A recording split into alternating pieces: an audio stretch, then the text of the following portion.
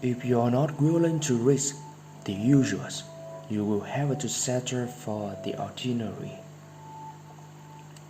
Now, as employees slowly return to work, tech companies are busy finding ways for them to do so safely. One such company, Microsoft, is managed by Charlie Palmieri. He spoke to BBC World Service program Tech Tanks to explain a possible solution. The technology that we are offering is using Bluetooth wristbands or tasks that people are wearing within the workplace which detect proximity events.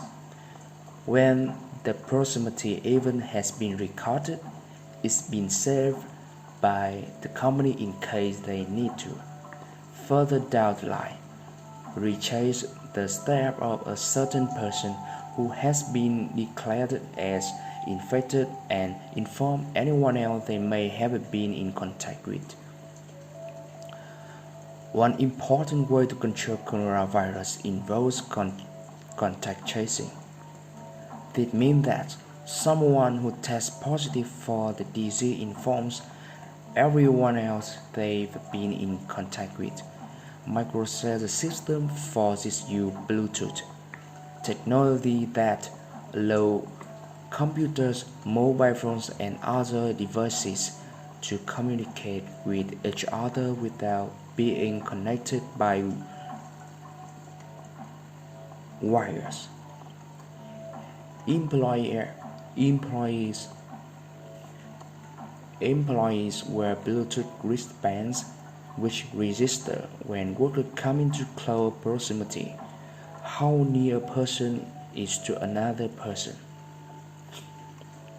Anyone who has been close to a workmate will then know they have to take action if that person is found to have coronavirus. If that person is found to have a coronavirus later down the line in the future.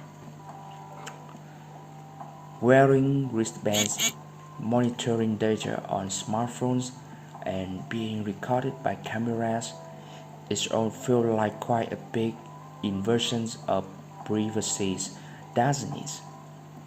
It certainly does, and although some argue that such measures are necessary in the unprecedented times, others are worried about the possible consequences.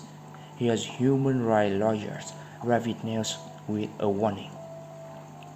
From a human rights perspective, you have to try to ask, are you trying to use tech for tech's sake? Is it actually going to facilitate an understanding of who is safe to go back to work or not? And if not, what is the necessity of this? Because it's such a significant interference with basic human rights. There has to be a high level of evidential justifications to deploy this type of technologies, and I just don't think it's there.